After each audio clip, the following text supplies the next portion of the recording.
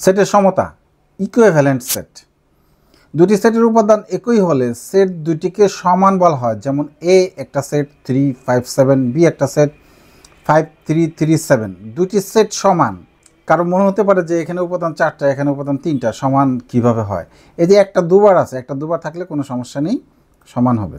এ সমান বি চিহ্ন দ্বারা লেখা হয়। লক্ষ্য করি এ সমান বি যদি এবং কেবল যদি, এই যদি এবং কেবল যদি মানে জোর দেওয়া হয়, এ বি এর উপসেট হয়, বি এ এর উপসেট হয়, তাহলে এ সমান বি হবে, দুইটা সেট সমান হবে। এখানে 3টা সেট দিয়ে সুন্দর করে বুঝিয়ে দিয়েছে। যেমন এ 3, 5, 7, এখানে বি একটা সেট 5, 3, 3, 7, সি একটা সেট 7, 7, 3, 5, 5।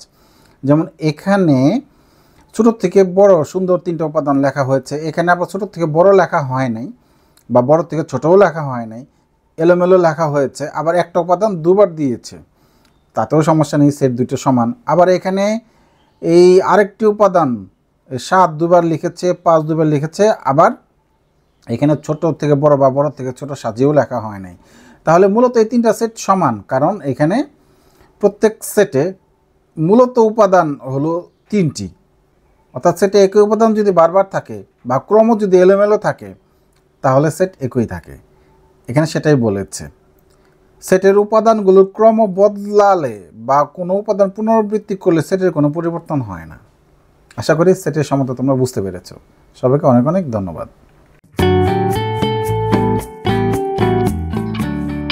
গণিত ক্লাস।